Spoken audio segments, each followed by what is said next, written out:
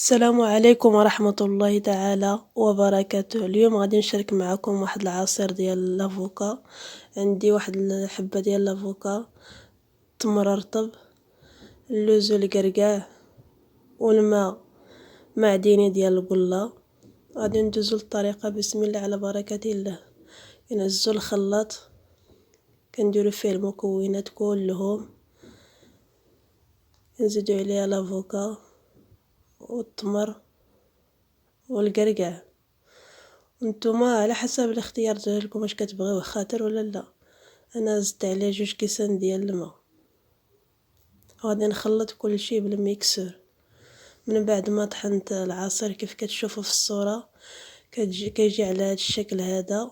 كنتمنى ان شاء الله يعجبكم وينال الاعجاب ديالكم. والسلام عليكم ورحمة الله تعالى وبركاته.